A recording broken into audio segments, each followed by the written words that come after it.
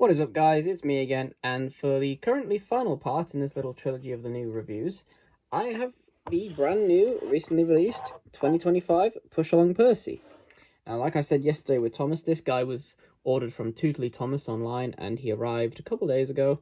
And I haven't opened him yet because I wanted to wait for this review, but for now, this is, as far as I'm aware, the latest released Push Along in the UK, because we haven't yet found Henry. He's the last one of this first wave to come out, and we don't know when he's going to come out specifically. I'm hoping it's soon at Smith's, because that's where James came from. But for now, Percy is the latest one, and I think I have not too much to say about Percy, but I will have some interesting pointers to just make notes of.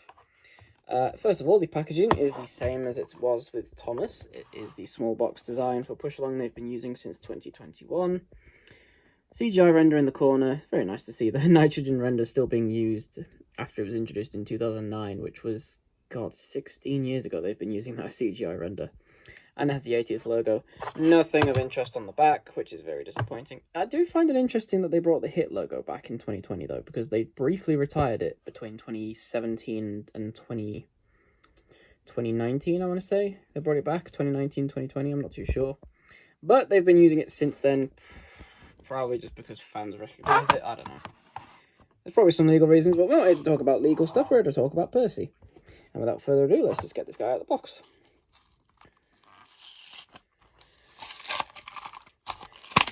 There we go. And here is Percy. Now, first thing I want to say, excuse me, this guy is pretty heavy. Surprisingly, this guy has some good quality diecast in him, I can tell you that much. I said yesterday that Thomas was quite heavy, and he still is, but I think Percy's actually a bit heavier than even he is, which is very interesting. First thing I'm going to point out as well that I've just noticed, his cab is open, which I don't remember if I mentioned that with Thomas, but yes, his cab was also open. Percy's cab is open, which is a very nice detail. Unfortunately, it's kind of spoiled by two things. One, it's spoiled by having the post that keeps his body together with his chassis.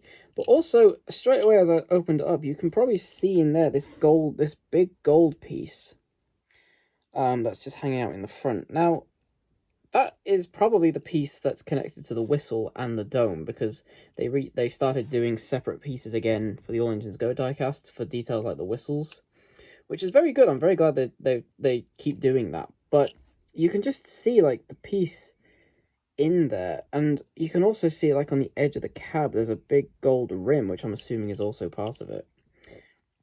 Now, why it extends back here, I'm not sure. It's possibly something to do with the post being there. But it's very noticeable, and I don't know if it's supposed to be, so I'm nitpicking a bit, but it's just something I can't help but notice. Like I did with Thomas, I'll start again with nitpicks. The back buffers are painted, which is very good to see. But I feel like from this angle, Percy doesn't quite look right. Like, his number 6 seems to be a different font to the one that is in the show. And it's also quite big, if you look at it. It's really, yeah, it's quite big. He's got a fairly midi-sized number, which doesn't stick out too much, but it is big on this model. And also, for some reason, he has bunker detail right here, but it doesn't continue around the back, which is very disappointing. And also, he has molded coal, which is something I made note of with Thomas, because he doesn't have, well, molded coal is in its part of the diecast body, but Thomas's coal is a completely separate piece, which I don't really understand, to be honest. I feel like that they had different people making different engines. Like, I think James and Henry had a different design, different main designers to Thomas and Percy, because, like, Thomas and Percy have completely flat cabs, whilst James and Henry have, like, molded cabs with, like, ledges hanging over the sides, but Thomas and Percy don't. That's not really a criticism of Percy, because I don't think he needs one, but it's just, you know, something interesting to note. What I'm also going to note is his face. It's a completely new mold, excuse me for the face, and I like it, but Jesus Christ, those eyes are big. I'll bring Thomas again. I'll know I'm making a lot of comparisons. I'll bring Thomas again. I said his eyes were quite big, but because the whites of his eyes are big, but because his eyes are actually looking upwards, it's not as obtrusive as I think it is on Percy, because he's just looking straight ahead. And if you look at this, it is quite a cute face, if I'm being honest. But I think if the black part was just a bit smaller, I would like it a lot more, because right now it just looks a bit like babyfied. Maybe that was the intention, because Mattel sees Percy as like the baby train, but it just doesn't look quite right in my opinion. But I think that's probably it for nitpicks, because other than that, this guy is pretty amazing. Now, I think Percy, as a toy, is an extremely awkward shape to get right for these companies, because you look at the Ursul Percy, and it's really fat. It's really fat and really squat, and it just doesn't look quite right next to Thomas. Then the take-along Percy was pretty good. It was pretty damn close, but it was a bit compressed, I want to say. A little bit compressed and a little bit too short. And then I'll just bring out the push-along Percy here, which is disgusting, comparing these two. I mean, look at this guy. The only reason I own this guy is because he came in a lot with some of the pieces, but he just doesn't look right at all. I mean, even his face, from certain angles, doesn't even look like his face. Oh, how times have changed, and how glad I am that they have. But yeah, I think not even just for diecast toys. I think for, like, you know, Trackmaster, Hornby got it pretty well, and Bachman got it pretty well. But then, like, even like Japanese companies seem to just, they don't look quite right. Percy just has a very difficult shape to get dead on, and I think they got Thomas's shape dead on. And I think Percy is very, very close. I think he's very, very close. Not perfect, not 100% perfect. I think he could be a little bit shorter, but he's very close. Now, one thing I did just notice that he seems to be missing. Where's his cylinders, Mattel? Where are Percy's cylinders? Because even on your old push-along toy, you put cylinders on him. Big green piece coming down the side. Where are they? I'll be honest though, I didn't notice that until I was just looking at it now, so that's probably emblematic of the fact it doesn't ruin the look of him at all. And they probably did that because of the way his side rods are positioned, and I'll talk about them in a second. But yeah, he doesn't have cylinders, which is a very odd thing to neglect to put on a Percy toy. He does have some rivets on his cab, but they're not on his body or his front. And if you remember on his CGI model from Series 23 onwards, he had so many rivets going around here, and they were so big that it just looked disgusting. I called him Pimple Percy after that, because it looked like he had giant blemishes on him.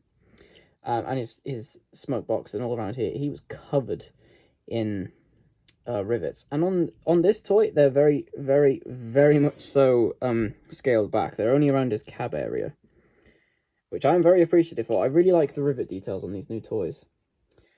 His whistle is a pretty nice molded piece. I don't know how accurate that is to Percy's whistle in the show, but to me it looks like there's like a little extra bit on the front there. I'm not too sure if that's on his actual model, but it's a good looking whistle, and it does feel, you know, quite sturdy for a little plastic piece. It doesn't feel like it's going to break if I put some pressure on it. His dome is maybe a little bit small. It could be a little bit bigger, but it's close enough, you know. It's close enough. His smoke box, I think the front end of Percy is always one thing that people really struggle with, because his saddle tank is not quite a perfect round shape like they show here. It doesn't show it on the picture for him on his toy, but his saddle tank is a little bit, comes out a little bit more and then goes flatter rather than being perfectly round. But I think for the toy, it does work pretty well, and from certain angles, it does look like it's a bit fatter. And yeah, I think like the height of his smoke box, it could be lower down just a little bit, and it would look pretty much perfect to how Percy looks in the front, because at the minute there's a really big gap here where there shouldn't really be. His face is quite low down on his body to his foot plate, but that is a nitpick. It doesn't. Frankly, this is one of the best looking Percys we've ever had. Like I was going to say, his side rods. Now, this does have the same side rod system as Thomas, James, and Henry do. But this is so far the only one that doesn't have a, you know, a 3-wheel sized side rods. This is a 2-wheel sized one. And it does the same thing where it positions them forward on the wheel, so it looks like they're turning and going round. In this case, I don't think was necessarily the best decision, because I think it detracts from... Oh, I mean, first of all, detracts from the fact that he's missing his cylinders. But I also think on Percy, they just look really big. Like, compared, like, with Thomas, they stick out, but not quite as much. They're not quite as far forward on Thomas. They hold up a bit higher and a bit further back, whereas on Percy, they're all the way forwards. And I don't necessarily think they should have designed it like that, but there was probably some size constrictions with how his wheels are positioned. Although, frankly, Thomas's wheels are closer together, and they managed with them, so... Yeah, I would have preferred if they put them... if they designed the side rods in a different way and had his cylinders. I'm not saying they should have got rid of the side rods, because I'm glad they're here. I like the side rods. I know a lot of people don't, but I do like the side rods. But he should have had his cylinder. That's kind of inexcusable that they didn't put them on here. Like I said, he's not really got any back detail, but for some reason he has printed buffers on the back, which, like I've said before, Thomas didn't, which doesn't make any sense to me. He doesn't have any backlining either, but to be honest, I don't think Percy did in the show. But he did have rivets on his back end, so and he should have a fully rounded painted bunker as well. And it's just started raining outside quite heavily. Sorry, that just spooked me then, that's why I paused. He should have a fully painted bunker around the back end. And he doesn't, which is very odd. His cab, like I said, is a smooth one all the way around. It doesn't hang off the edge like James's does. You can see here it hangs out, and Percy's doesn't. But I think that's because on James, and possibly Henry as well, they're just reusing the pieces from the All Engines Go model, and this is a completely new mould. So maybe that won't be a consistent thing. Maybe they will all have smooth cabs. I don't know. His smoke box is quite tall as well. It's not the same height as Thomas's. I think it's a little bit taller. Or it might be the same. It's hard to tell, but I think they are about the same size, actually, but Percy's is quite... it's a little bit thinner than Thomas's. Again, it's hard to see on camera, but Thomas's is a bit thicker than Percy's. But I think overall, his shaping is damn near perfect. The top halves of all these engines are pretty much perfect.